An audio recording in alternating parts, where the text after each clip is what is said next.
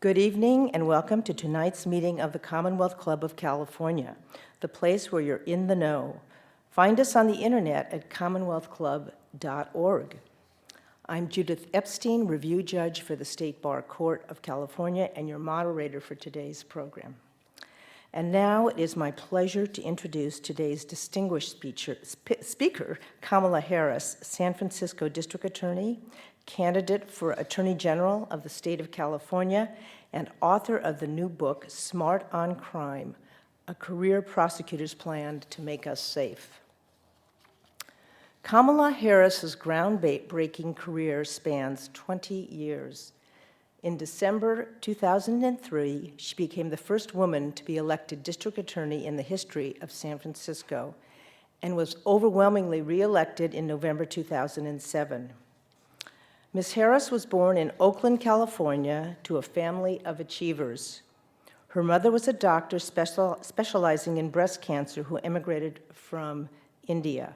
Her father, a Jamaican, was a professor of economics at Stanford University, and her sister Maya is a vice president of the Ford Foundation. Ms. Harris graduated from Howard University and the University of California, Hastings College of the Law. She began her career with the Alameda County District Attorney's Office, moving to San Francisco in 1998 to join the San Francisco District Attorney's Office. Ms. Harris next served as the head of the Families and Children's Division of San Francisco City Attorney's Office. Presently, as San Francisco's district attorney, Harris has focused on fighting serious and violent crime. Under her watch, the felony conviction rate in San Francisco is at its highest in 14 years. Ms. Harris has achieved national recognition for her innovative Smart on Crime initiatives to address entrenched issues such as recidivism and truancy. Her Back on Track program focuses on turning the lives around of young adult first-time offenders. It has been named a model reentry program by the National District Attorneys Association. The program has successfully reduced recidivism among nonviolent drug offenders from 54% to an amazing 10%. Not surprisingly, Newsweek magazine has listed her as one of America's 20 most powerful women. She received the Thurgood Marshall Award from the National Black Prosecutors Association and has served as a Rodell Fellow with the Aspen Institute. Harris also is a member of the Board of Directors of the California District Attorneys Association and is Vice President of the National District Attorneys Association. Please welcome to our podium District Attorney Kamala Harris.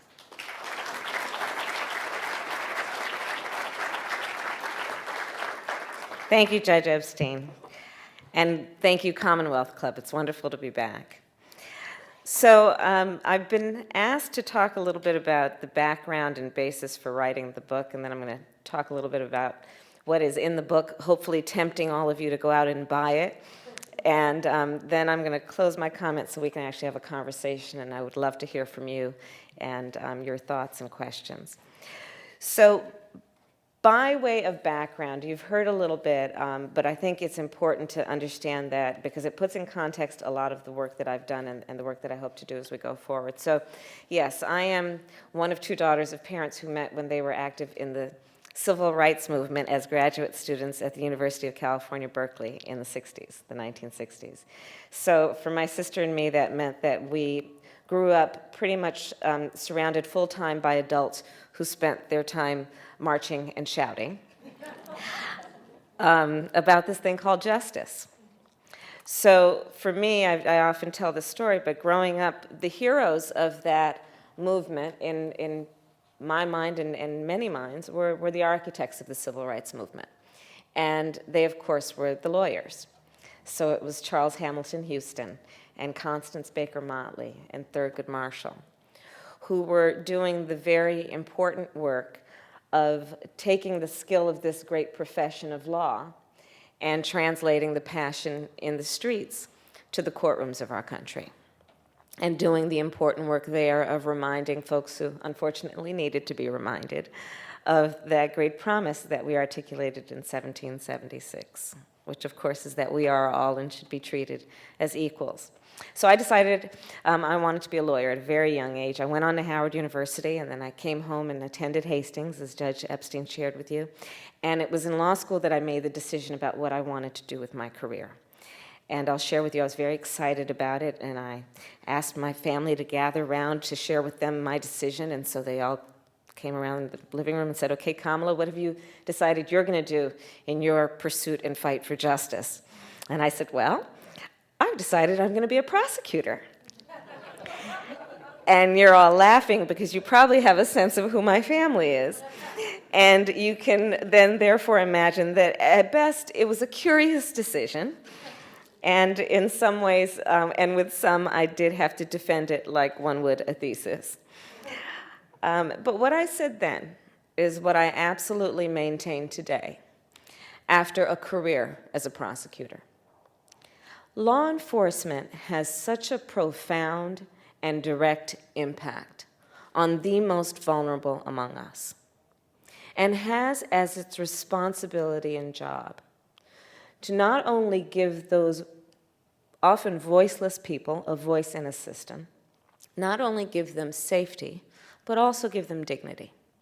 So I decided that's the work I wanted to do, and I went straight out of law school to what was then considered to be one of the best DA's offices in the country, and that's the Alameda County District Attorney's Office.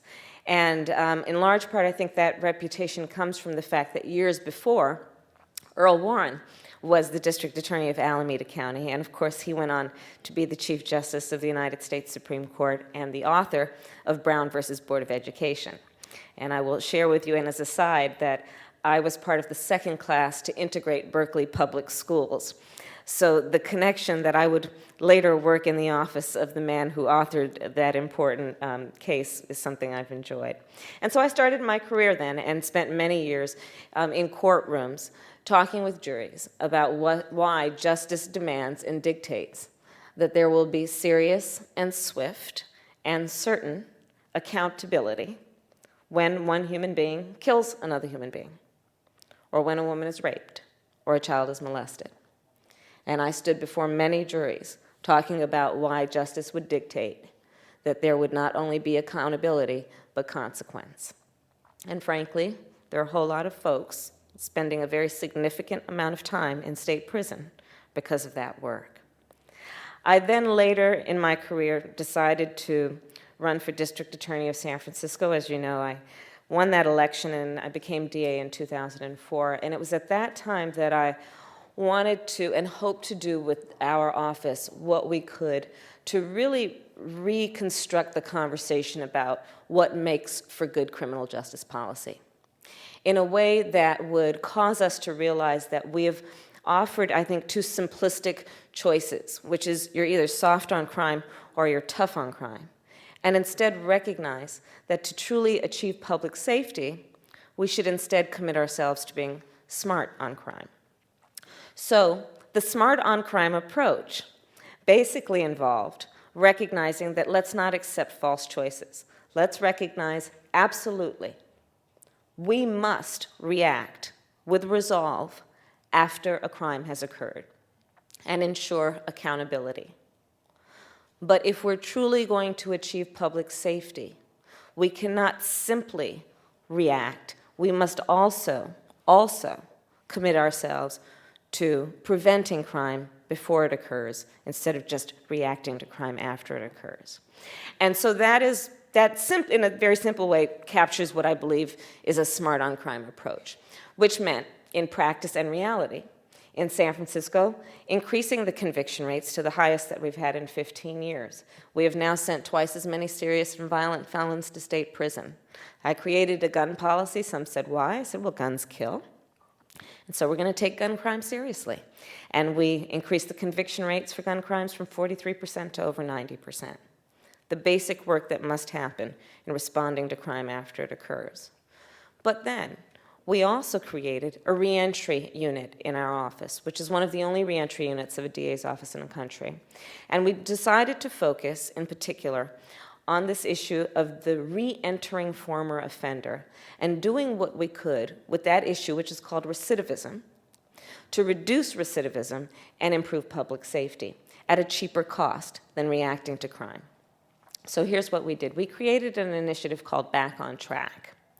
And essentially, what that involved was focusing on the 18 through 24-year-old, first-time, low-level, nonviolent drug sales offender. Why that population? Well, one, when I was at Howard University, when we were in college, we were 18 through 24, and we were called college kids. But when you turn 18 and you're in the system, you're considered to be an adult, period. Regardless of the fact that that's the very phase of life in which, through colleges and universities, we have invested billions of dollars, recognizing that's a prime phase of life during which we can mold and shape and direct someone to become a productive adult. So essentially, through the power of my office, of being the chief elected law enforcement officer of a major city in this country, I called upon our business community, combined with our labor community and our nonprofits, and asked them to join us in forming a public-private partnership where we would address the fact that in this offender population, we see most of them don't have a high school degree and need to get a GED and be enrolled in City College. Almost none of them have employable skills, so the carpenters and the plumbers, let's enroll them in your apprenticeship programs. And let's recognize that most of these young first-time offenders are parents who have a natural desire to parent their children, but not necessarily the skills. So we bring on board the community groups to address that and assist them in parenting their children. This initiative, Back on Track, has over the course of the last almost 5 years reduced the recidivism for this population from 54% to less than 10%. And it's been so successful that, as you've heard, the National DA's Association chose it as a model for DA's offices around the country. The United States Department of Justice last year posted it as a model for innovation in law enforcement for the United States. And then recently, last month, Governor Arnold Schwarzenegger signed into law a bill that was carried by Speaker Karen Bass that puts Back on Track in California's penal code as a model for what we should be doing in California. So that is one initiative that actually caused me to write this book, because I wanted to share it with people where they could see that there is actually a model that works, that is capable of replication anywhere in our state or country, that can and has proven to achieve the goal we all want, which is to respond to crime in a way that recognizes reaction is necessary, but also we have to deal with prevention. So reentry is a big part of the book and what we can do around the power of law enforcement to reduce crime through innovation. Another focus of the book, in large part, is on the issue of children. Well, that's not a tough topic. Tough people don't talk about children. Children aren't the big issues. Children are the cute, cuddly people that moms and parents and other nice people concern themselves with. Let's instead address big issues. I think that's a myth. And so, in fact, in the way that I wrote the book, the first half of the book, I talk about what I think are myths about the criminal justice system that have impeded our ability to have smarter criminal justice policy. And in the second half of the book, I talk about what I believe are best practices as have been proven around the country. It's a myth to think that to address and priorities and address and prioritize issues impacting children is to deal with a small issue instead of dealing with some other big issue like, let's say, homicides. It's a myth to assume and think that children are resilient. It is a myth to think that to deal with big issues is to actually take on a battle and achieve great success, instead of recognizing to take on issues that impact children is to do so much more effectively and efficiently for less money and greater reward. So in that vein, I talk about what I believe is one of the biggest issues that we could actually confront in a way that we will be successful.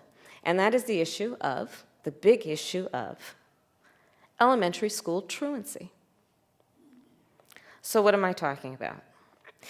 In San Francisco a few years ago, we had a rash of homicides, the highest we had experienced in decades. So every one of us in city leadership was concerned, and I asked a staff member, go out and do an assessment and tell me who were our homicide victims who were under the age of 25 when they were killed. And the data came back, and it included the fact that 94% of those homicide victims were high school dropouts. So then I went over to the school district and I asked the superintendent at the time, what's going on? And she said, Kamala, well, of the few number of children we have in the San Francisco Unified School District, 5,500 have been designated as habitually and chronically truant, and of the 5,500, 2,400 are elementary school students. So I asked the superintendent to convene a meeting for me with all of the principals and administrators of the school district, and I shared with them a fact about myself, which I talk about in the book. I'm a product of California Public Schools. My first grade teacher, Mrs. Frances Wilson, God rest her soul, attended my law school graduation. I would not be standing here were it not for the education I received. And I know many of us will say the same thing. And I believe a child going without an education is tantamount to a crime. So I decided I was going to start prosecuting parents for truancy. Well, this was a little controversial in San Francisco. And frankly, my staff went bananas. They were very concerned because we didn't know at the time whether I was going to have an opponent in my re-election race. But I said, look, I'm done. This is a serious issue, and I've got a little political capital, and I'm going to spend some of it. And this is what we did. We recognized that in that initiative, as a prosecutor and law enforcement, I have a huge stick. The school district has got a carrot. Let's work in tandem around our collective objective and goal, which is to get those kids in school.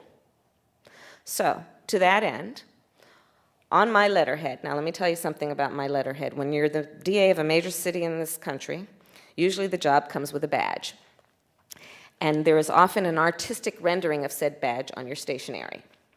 So I sent a letter out on my letterhead to every parent in the school district, outlining the connection that was statistically proven between elementary school truancy, high school dropouts, who will become a victim of crime, and who will become a perpetrator of crime. We sent it out to everyone. A friend of mine actually called me and he said, Kamala, my wife got the letter. She freaked out. She brought all the kids into the living room, held up the letter, said, if you don't go to school, Kamala's going to put you and me in jail. Yes, we achieved intended effect.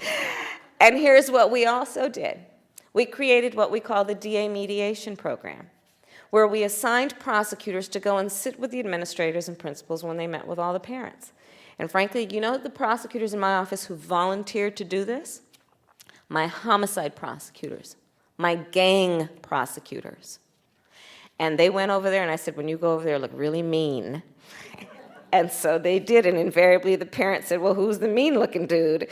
And the principal would say, well, that's someone that mean DA Kamala Harris sent over here because she said she's going to start prosecuting you if we can't work this out. And through that initiative, we found cases like the case of the woman who was by herself, raising her 3 children, holding down 2 jobs, and homeless. She just needed some help.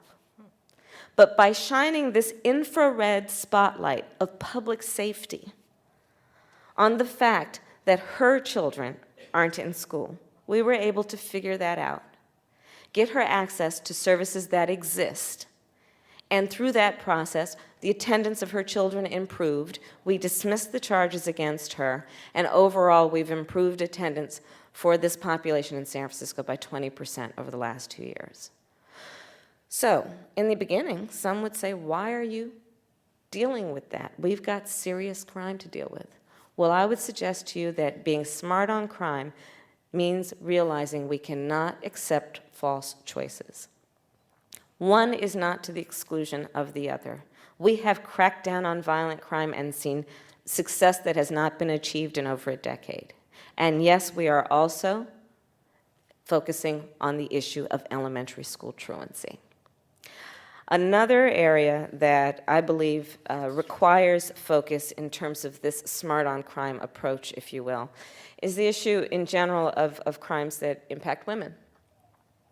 And in particular, I'll talk about two. One is the issue of human trafficking, and the other is the issue of domestic violence. And in addressing both, what I believe we must do to achieve the intended goal of ending or reducing crimes against women, and in particular crimes of violence against women, what we must do is we must address it from a three-pronged approach, which includes, of course, the prosecution, i.e. consequence for bad behavior and punishment. It should include recognizing that we have to think about it in terms of public education. And often, with a lot of crimes, what that means is encouraging victims to report, knowing that when they do, they will not be judged. And three, it involves empowering the victim through the process and when the process is over. So how does that relate to these two crimes, human trafficking and domestic violence? Well, human trafficking is a crime that we've been talking a lot about. There's actually some very exciting legislation being proposed right now by Assemblyman Sandre Swanson out of Oakland to address the fact that when it is a girl, a young girl under the age of 18 who is being trafficked, the law should not require that we prove that she was forced, physically forced to do that thing that she's being essentially forced to do.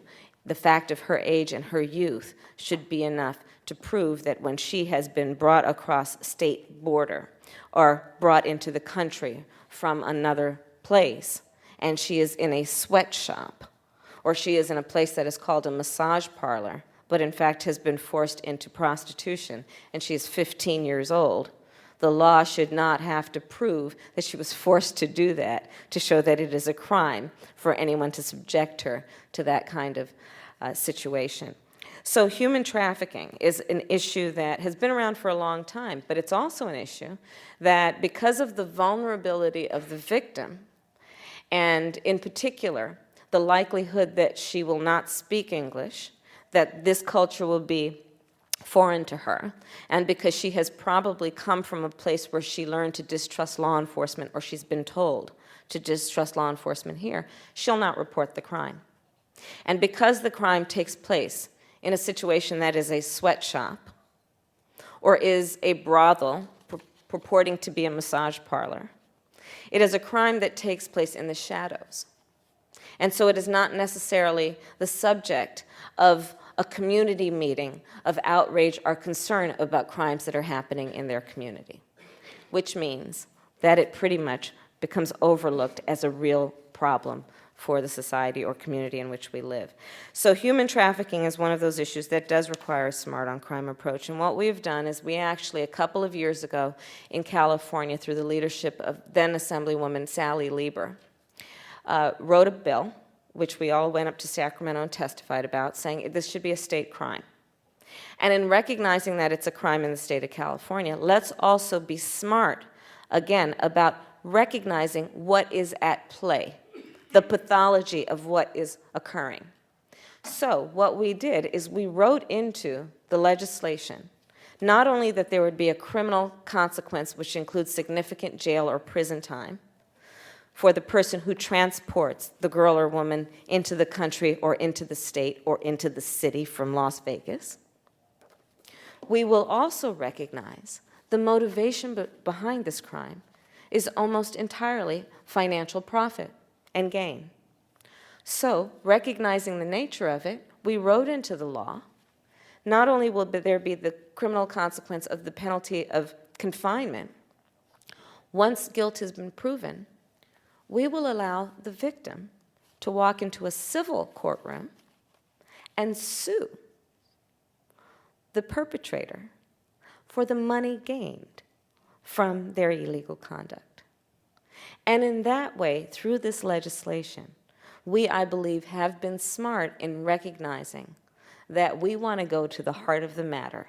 And it will be not only about this predator being concerned that they may be locked up in jail, but be concerned about the fact that we're going to strip their bank account of all of their ill-gotten gains.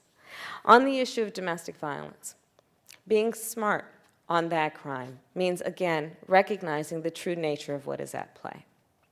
So, domestic violence is the leading cause of homicide in San Francisco. It's believed to be the second leading cause of homelessness of women. It is prevalent, it is pervasive.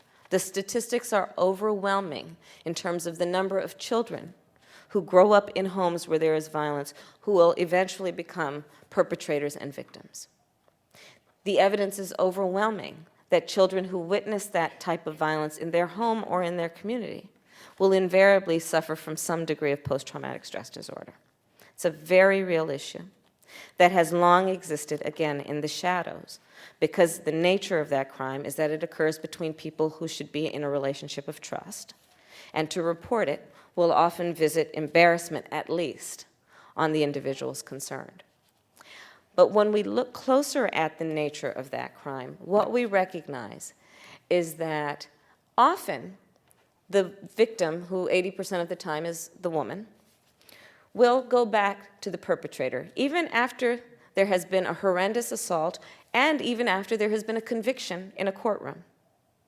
And we were at a point where we would judge that victim. That was stupid of you. You should know better. That's weak of you. We can't help you. But to be smart in dealing with that most pervasive crime means recognizing that if we want to achieve the goal, we can't have that kind of response. And we have to recognize what's at play. Well, often what is at play is that that victim has no means of supporting herself economically. So what we did is we created an initiative in San Francisco that is in partnership actually with Jewish Vocational Services, where we recognized that we needed to allow that woman to have financial independence. And so after the prosecution of the case, we have started an initiative where we are actually getting these women into job training programs, into programs where they are receiving information about financial literacy. We are dealing with the fact that often they at some point were in the workforce, but then left the workforce, have some skills that need to be updated and can go back in. Again, some would say, well, that's beyond the tradition. Law enforcement and certainly the prosecutor is just supposed to be focused on prosecuting the crime. But I would suggest to you that if we're going to be smart on crime, we have to recognize that we cannot just react to what's in front of us at the moment. We also have to recognize cycles and do what we can to invest in preventing those cycles. And in particular, as it relates to what will invariably be, in the case of domestic violence, for example, another crime involving those same two people, and then generations of crime that may occur because of the families that are impacted, and in particular, the children that are impacted. So I'm going to close my comments and at this point by saying that I think that there is a lot that is very exciting about what can happen and what we have the power to do around improving the criminal justice system in this country and in this state. The first step, I think, has to be to commit ourselves to realizing that it is actually being tough and talking tough to think smart. And it is tough on crime to be tough on the underlying causes of crime. And it is smart to think about and commit ourselves to innovation in law enforcement, not only because we desire public safety, but also because we'd like to see systems work. And we want to address this system in the way we would address any business and say, let's infuse metrics to grade and judge the effectiveness. Let us not stop by simply saying, as long as the process is continuing as it always has been, then it must be working just fine. Instead, let's measure our success by looking at the numbers, and let's have the courage to recognize what's not working and think creatively about what we can do to fix it. So I thank you all for your interest, and I'm going to now stop talking so I can hear from you. And I think Judge Epstein is going to moderate that discussion. Thank you. Thank you. Our thanks to Kamala Harris, San Francisco District Attorney and author of the new book, Smart on Crime, A Career Prosecutor's Plan to Make Us Safe. It's now time for our audience question period, as you mentioned, and we have a number of questions, so let's begin. One of the questioners asked about prison overcrowding and why can't we use some of the military bases that were closed during the Clinton administration to house prison inmates of nonviolent crimes or people in prison because of drugs? So prison overcrowding is a very real issue that is presenting a real challenge for us here in California and throughout the country. And it's a challenge because, again, it is evidence of the fact that, that we need to change status quo. It is also a challenge because it is also going to present us with a huge commitment in terms of diminishing public resources. So prison overcrowding has been discussed as being a big problem for those reasons. I would suggest to you that prison overcrowding is, in fact, not the problem, but a symptom of the problem. The problem is that we have a revolving door. In California, on an annual basis, we release 120,000 prisoners because they have served their time. Within 3 years of their release, 70% reoffend. 70% recidivate. It's the highest recidivism rate in the country, but not by far. I would suggest to you the one most effective issue that we could address on this issue of prison overcrowding is this issue of recidivism, this revolving door where known offenders keep coming in and going out and coming back in. And let me put that point in context. Do you know that in California, the average prison sentence is 24 months? I would suggest to you that you can infer two other facts from that statistic. One, most people who are going to prison are going in for nonviolent crime. Because when you commit a murder, when you commit a rape, when you molest a child, it's not 24 months. It's a much longer period of time. So one, we know that we've got a lot of people being sentenced for nonviolent crime. The other thing we know, and that fact and statistic tells us, they're all coming out. However, we have criminal justice policy that basically goes like this. Person commits a crime, let's arrest him, let's prosecute him, send him to jail. Good, done with that guy. We can now move on. Instead of realizing that there's another chapter in that book. He's coming out in 24 months, and we don't have a plan for him. And chances are 7 out of 10 he's going to go right back in. And let me tell you, that last chapter that we overlook and don't bother to read is a really expensive chapter. It costs $10,000 every time I prosecute a felony. It costs $35,000 a year to house someone in the county jail. It costs $49,000 a year to house someone in the state prison. Back on Track, the initiative that I described, costs less than $5,000 per participant. We have got to address this issue of recidivism and recognize that the perfect antidote is to invest in re-entry initiatives, such as what we've done in San Francisco with Back on Track. Re-entering, recognize that we have people who will be coming out because they have served their time. They should have been locked up because there should be consequence for crime. But once they have been punished as appropriate, we have to recognize they're coming back, and we've got to have a plan for bringing them back in a way that they don't commit another crime against us. And so that is actually why we also wrote the bill, that we were happy to see had a lot of bipartisan support. And I'm going to just go on to say that I also believe very strongly that one of the other impediments to smarter criminal justice policy, I believe, is that we have for too long been discussing criminal justice policy through an ideological lens instead of talking about it in terms of what just makes practical sense. I would suggest to you that to be smart on crime means to recognize that these are really not only bipartisan issues, they're for the most part nonpartisan issues. Everybody wants to be safe.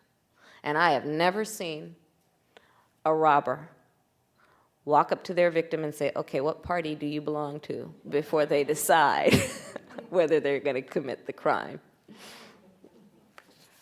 Thank you. We have several questions, which one questioner succinctly summarizes.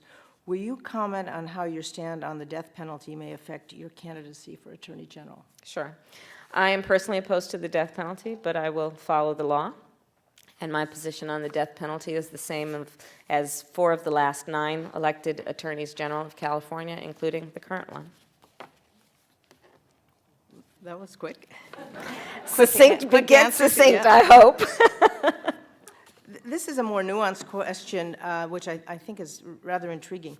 It's 2 parts. Okay. Doesn't a criminal conviction in and of itself work against some of the rehabilitative goals you have of your ex-offenders? Does that create a conflict for you in your role as a prosecutor? And by way of comparison, New Jersey is considering legislation that would no longer require job seekers to disclose convictions on applications for positions that they're seeking. Would you comment on those? Sure, that's great. Great question, and thank you. So I often think to offer a quick maybe point of reference about the first question in the context of this concept called redemption.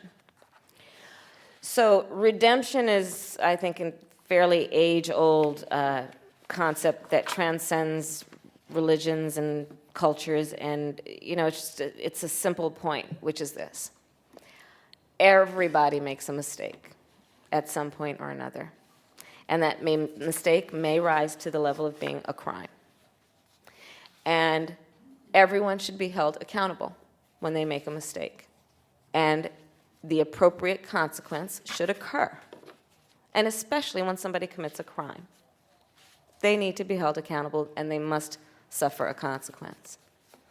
But after they have done their time, so to speak, we as a civil society must provide a mechanism and a way for them to earn back their position among us. And to that point, again, I will say that I think we have to reject false choices. There must be accountability. But beyond that, let's be smart and recognize that after one has been held accountable, we have to provide a way for them to come back. So nothing I am saying suggests that someone should be forgiven without consequence for committing a crime. You commit a crime, you have to be held accountable. But there is life after that, and there are steps we can take after that person has been held accountable to achieve our goals of public safety. And so, for example, in Back on Track, we require the offender to plead guilty. Why? Because he's guilty, right? The guy was out there slinging drugs on the corner. And some people would like to suggest it's a victimless crime. I would tell you it's not. You were guilty. You were out there. And by the way, I don't feel sorry for you. And I am not going to forgive you for committing a crime. But I do know what you're capable of after you've been held accountable. So let's get on the path of dealing with that also. On the second point, the New Jersey initiative, I think to move the issue of reentry forward in a way that we can institutionalize it and encourage the models to develop and replication, we have to create incentives. I've been very fortunate to be the district attorney of San Francisco because I live in a city and in a community where, you pick up the phone and call people and they take your call and you ask them for help and they always say yes. And even if they don't really know where you're going with an idea, they come to meet with you, and then you kind of figure it out. So when we first created Back on Track, I called up members of the Chamber of Commerce, Stephen Falk and others, called up heads of the Labor Council, and I said, I've got an idea, come and talk with me. They said, okay, Kamala, we don't know exactly what you're talking about, but we'll come on board. And our local businesses and a lot of our family-owned and small businesses said, we'll take on these former offenders, because we know that what you're doing with them before they come to this job site and when they leave here is you're working on their parenting skills, you're clearing their credit. That's one of the aspects of Back on Track. You're dealing with the fact that they need to have stable housing. And so in many ways, our employers figured out through a process of just working with us, that these individuals who are in Back on Track, these former offenders, are kind of like those guys holding the cell phone in a Verizon commercial. Have you ever watched that? Where there's the one guy on his little cell phone, and then there are hundreds of people behind him, and that's his support network. These people who we're talking about in these reentry programs are so highly motivated because they want to prove themselves. And we've got all of these checks and balances going on behind the scenes to make sure that they are motivated and actually that they're actually covering all the bases that you hope the guy answering the want ad is having covered. So it's worked in San Francisco, but more indirectly to answer the question, one way that we can move it forward and what some people have talked about is let's create tax incentives and other types of incentives through the law to encourage businesses to take on these populations in a way that that achieves the ultimate goal. And so the New Jersey law about requiring people to report convictions, I haven't read it. I would want to know whether they're making the distinction between violent and nonviolent crime, which I think is an important distinction to always make. Well, it's interesting because the New York Times on Christmas Day wrote a big editorial about the prospect of smart on crime, basically adopting your philosophy and saying that reentry was such a essential component of reducing the recidivism rate. So they were right on track. They were back on track with you. I would like to remind you, you're listening to the Commonwealth Club of California radio program, and our guest today is Kamala Harris, San Francisco District Attorney, who is discussing how to reduce crime in California and indeed in America. Several individuals, to follow on your description about how you're handling the Back on Track first-time drug offenders, ask about your position on legalizing marijuana. I'm not a proponent of that, but I know there are a lot of people who are. It's not my issue. But I will say that I am a strong supporter and believe strongly that we did the right thing when we passed 215 and legalized medical marijuana. I've personally known people who were very sick and only benefited from its use. So I think it was the right and compassionate thing to do when we did that. Another question, I think, which is quite timely, in this post-December 25th bomber scare, what is your position on San Francisco as a sanctuary city? I support our sanctuary law, and I also recognize that we got to a place that became highly publicized where we strayed from it, and so we needed to get back on track, pardon the overuse of that term, so that we would comply with the law that, in a way that recognizes we can support the sanctuary ordinance and also obey and follow federal law. Could you be a little more specific about what that entails? Sure. Well, so many of you may remember that several months ago there was a lot of coverage and controversy around the fact that San Francisco public agencies were transporting individuals who were undocumented immigrants and doing it in violation of what was federal law. And then there was a city attorney opinion that clarified that there was a misinterpretation of what the sanctuary policy provided or required, and that we needed to get back to the original words and intent of that ordinance. Since then, there has been legislation that has been passed by the Board of Supervisors that would go beyond that. And there's been a lot of disagreement about whether that will be followed and should be followed by city agencies. And there's actually, many believe, a pending lawsuit. So that's about all I can say. Okay, thank you. There are a number of questions asking about your position on Prop 8 and gay marriage. I am absolutely opposed to Proposition 8.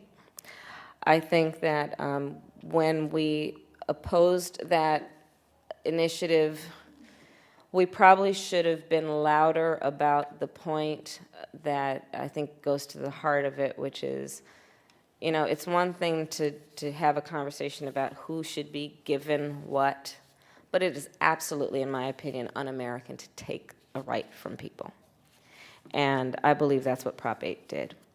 And it's been interesting to follow the progress of the challenges to Prop 8 in the courts, and I think we all are interested in it. And I think it's a civil rights issue, and I'm against Prop 8.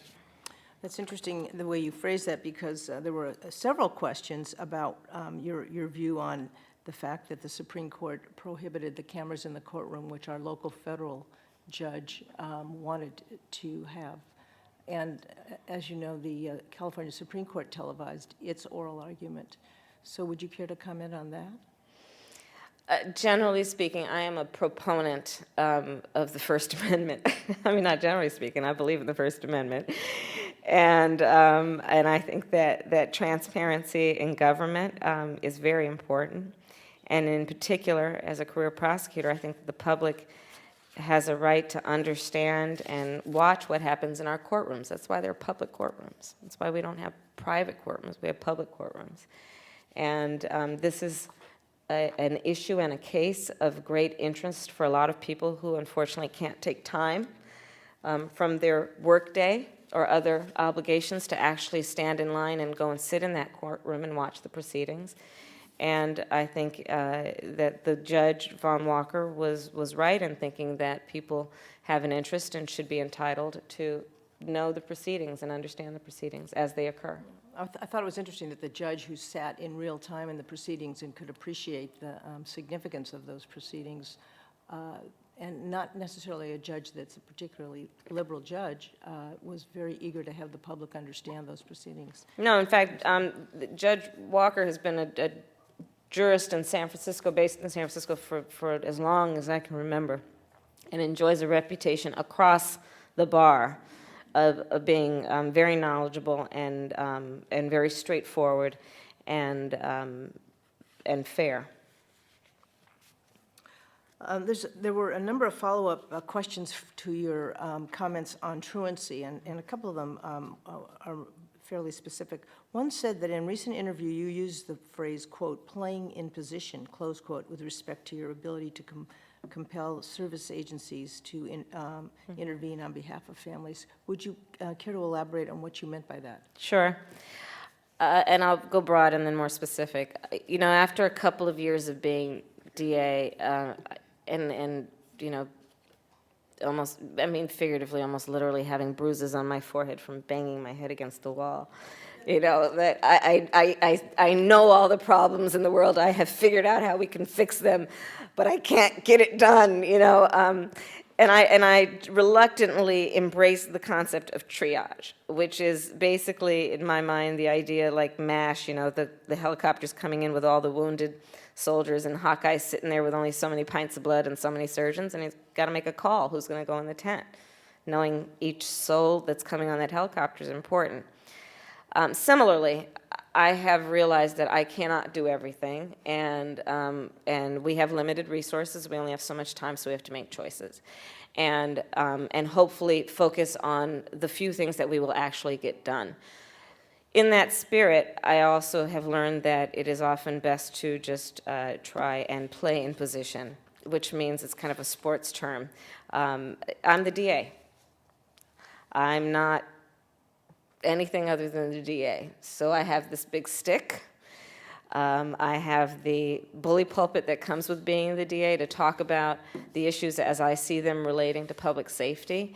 And on the issue of truancy, that role was the role of saying, I'm going to prosecute parents, and hopefully playing in position, doing that, and we did prosecute some cases, but far few, only about 20. And we have seen hundreds and hundreds of families. But playing imposition there meant I am not suggesting or implying that I'm going to create the programs that are necessary to do the work of outreach to the parents and the children, but I'm going to, through the power of my position, convene people and bring them together to address this as an alarming issue. And I also should say that on this issue of elementary school truancy, so that we're clear, I'm not talking about kids who are playing hooky. I'm talking about children who are in first, second, third, fourth grade, literally missing 60, 70, 80 days of a 180-day school year. It's a very real issue. Well, this is an interesting follow-on question to the truancy issue, talking about all those children who aren't going to school. And this questioner wants to know, of those students that stay in school, we have an ongoing and serious problem of crime in schools, which is a big problem. Would you comment on that as well? That's very real. We have a number of issues that are occurring in our schools that are getting in the way of children receiving the best education they can. Their concern about their safety at school is certainly one of them. There's another issue that I've been working on, which is the issue of post-traumatic stress disorder among children who are growing up in communities where there's a high rate of violence. So the scenario pretty much goes like this. You know, the sixth grader, little Johnny, goes to sleep every night hearing gunfire. Probably has someone in his immediate, and this is very real, this is happening in San Francisco, where he probably has an immediate family member who has been killed, and when that person was killed, they were probably under the age of 25 when they were killed. He has a family, including a mother and a grandmother, who probably have also experienced trauma as a result of these violent losses. He has probably witnessed violence himself. And we expect this kid to go to school the next day and learn. Well, it's not happening. They're distracted at best, experiencing flashbacks, but generally speaking, in need of a lot of support and intervention. And so I would suggest to you that dealing with this issue of post-traumatic stress disorder, recognizing that it exists and we don't need to wait until the kid self-diagnoses or is diagnosed by others, because by then he's at best self-destructive, but more likely destructive of his community. Let's just to deal with it on the offensive, equip our public school teachers with the information they need to direct that kid to the right resource to address what is essentially a physiological condition, which is post-traumatic stress disorder. And why? Well, one, because it's just the smart, right thing to do, but two, more to the point of the question, let's also think about how this is really playing out. So there you have that kid who is acting out in the classroom. A classroom where this teacher, unlike Mrs. Wilson, my first grade teacher, who was one teacher, two teachers' aide on 22 kids, this is one teacher on 30, 40 kids. And the kid we're talking about, regardless of all of the reasons, is a troublemaker in the classroom. So that teacher, Mrs. Smith, spending all her time focused on calming little Johnny down, and instead little Judy's in the front row raising her hand because she's so smart and getting no attention. So it becomes a problem for everyone in the classroom and in the school. And there are discrete issues that I think we should single out and address to hopefully move forward the likelihood that children can learn in the schools as they exist. Safety is one of them. I believe we need to do everything we need to do to keep children safe in a school. And the reality, again, the harsh reality, is that if these children, as many do, think that when they walk onto the school playground, one of their classmates has a gun, they're not going to focus. And they will not be able to be in an environment where they can learn. And so whatever we need to do to make that school safe, I say we have to do. I'd like to end violence and rid all communities of illegal weapons, but until we do that, then we need to have safe classrooms. And if that means having a metal detector or having more school resource officers, then, tough times cause for tough measures. But coming back to your playing in place analogy, What can you do about this very serious problem in San Francisco? So one of the issues is we have been dealing with post-traumatic stress disorder. So actually, we have a collaboration with a pediatric psychiatrist by the name of Victor Carrion out at Stanford, together with a physician who's affiliated with CPMC, Dr. Burke, who has a clinic in the Bayview, and they just published, they just wrote a paper that will be published in a medical journal talking about this issue in the context of a new term that we're developing, which is called urban medicine, and recognizing that these medical issues manifest themselves in different ways in different environments. And so the protocols for dealing with and addressing and detecting these have to adapt to those communities as they exist. So that's one thing. So again, using the power of my office to convene. So bringing together these folks with the school district. We have a great superintendent in San Francisco by the name of Carlos Garcia, who is open to all of this and encourages it. So they've been collaborating around what we can do to support the teachers in the public school system. So my role there was just to convene everybody. The traditional and obvious role on this issue is also to prosecute those cases. And we have, unfortunately, a pretty thriving juvenile justice system in San Francisco. And I take seriously, in particular, those cases involving anyone, be they a minor or an adult who illegally possesses and uses a gun. And so that often will require prosecution of those cases. But it also means that we have focused an incredible amount of attention and priority on the issue of adults furnishing guns to minors.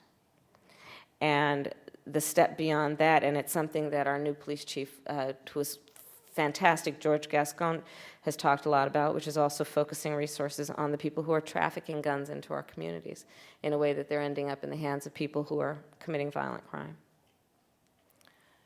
You're listening to the Commonwealth Club of California radio program, and our guest today is Kamala Harris, San Francisco District Attorney, who is discussing how to reduce crime in America. Kamala, following on your comments about being a convener as sort of leveraging your bully pulpit, if you will, a couple of other questioners have asked or suggested that these partnerships could be expanded even further and asked for your comments. For example, one questioner says that in offsetting early life crime, if there were programs to teach entrepreneurial skills, community development, and I know in your book that you talk about partnering with the private sector to adopt their best practices and skills. Absolutely. Could you comment on that? Wonderful. Absolutely. That question raises a number of important points. One is that when we're thinking of these alternative paths for people who have found themselves in the criminal justice system and the paths that would be viable and feasible to get them out permanently, we should invest not only in paths that transition someone into formal education, be that a city college or a community college or a university, but we should also equally invest in what can be a path toward encouraging their entrepreneurial talent and skills. And I think we have underappreciated the importance of that. Someone recently told me that if you look at the history of communities and cultures that have thrived economically, they got there not through a process of education, but more an investment in entrepreneurial activities. I don't know if that's true. I'd appreciate anybody who does know, but it sounds good. And the reality of it is that we have to increasingly, as government, I think, partner with the leaders we have in the private sector. I was hopefully making that point earlier. It's been my experience that anybody that you need help from, who is in a position to help you, is usually the same kind of person that if you call and ask them for help, they say yes.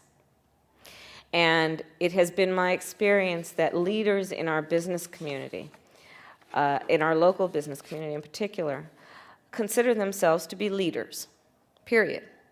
And so are willing and invested in working on many issues that impact the community, including the issue of transitioning youth into a place where they're likely to be productive versus destructive. So it is about building public-private partnerships, also because we are just, as everyone knows, in an environment where government is on the verge of bankruptcy. I mean, some would say we are bankrupt. I got invited to do a debate, I can't because of this campaign, to go to DC and defend California, and with the principle or the question, the call of the question being, is California the first failed state? Can you imagine? But you know, but there's a reason people might be saying that. And in large part, it has to do with the fact that our economy and our government is broke. And that is going to have to compel us, I think, to think again about how we're going to be smarter, re-examine these systems, infuse metrics to figure out whether we were actually doing it the right way, even when we were flush with resources. But the other piece of it is partnering with other sectors. And I'm not suggesting privatize government, because I don't believe that we should do that. But I do believe that there are partnerships that can happen that would benefit us all. Well, certainly, synergy is a concept that is applicable across the public-private sector, and Right, absolutely. yeah, And adopting best practices. and adopting best You know, and that's practice- part and of being accountabilities. smart, Yeah, right? yeah. That's part of. I mean, academia has figured that out in a way that government hasn't. You know, let's do peer review. Let's adopt best practices. I talk a lot about my mother in the book and the environment in which I was raised, where she was a scientist. And you know, scientists have this wonderful way about them where they will defend a point as long as the evidence proves it. And they are willing to move beyond it when the hypothesis has been proven to not be correct. And I think government needs to do the same thing. It would be a novel It would be, wouldn't that be something? Well, to follow on about the desperate state of our economy in California in particular, and San Francisco as well, a couple of people have asked again about some of the programs that have heretofore been near and dear to your heart, and whether you're going to even be able to maintain them. Life choice issues such as eradication of graffiti and vandalism. And this one questioner notes that even in Oakland, they've had to drop their truancy program because they just don't have the money to enforce it. So do you see in this times that some of the life-enhancing initiatives that you've so creatively brought to fore are going to have to suffer because of it? I think that in times of great crisis, there are great opportunities, but the opportunities will only be proven to be achieved if we are really loud and sometimes obnoxious about our conviction to what might be innovative and beyond tradition or status quo. You know, one of the issues that I'm talking about a lot throughout the state is the issue we've been discussing, which is reentry and back on track, and recidivism is a big issue. And the benefit of, for me, is that I can actually point to something that has been proven to work and saves us money. Which is a big factor. Right, isn't it? and so it is, I think, in that process, not asking people to be creative in imagining or investing in hope. It's actually been proven to work.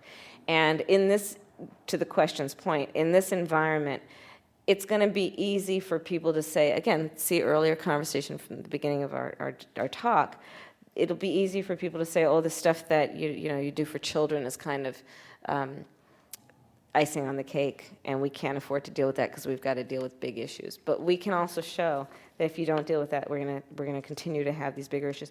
And in fact, on the point of truancy and that very question, I would share with you the University of California, Santa Barbara published a study last month that shows that the cost of truancy to the state of California on an annual basis is $1.1 billion, with a B, billion. And if you look at all of the associated costs, a year to the state of California is upwards of $20 billion. So it's a matter of all of us knowing those numbers and embracing it. And frankly, it's a matter of people who hold elected office and positions of leadership, to have, and this is going to sound like a challenge because it is, but to have the courage to say, I am concerned and focused on big issues. And elementary and in middle school truancy is actually a big issue. If we're trying to save the state money and reduce crime and contribute to a real workforce that is competitive, all of the big important issues are impacted by this seemingly small issue. Well, unfortunately, we've reached that point in the program where there's time for only one last question. Okay. This questioner says, as a early and public supporter of Obama, is there anything specific you would ask of him to help you if elected Attorney General? I want money.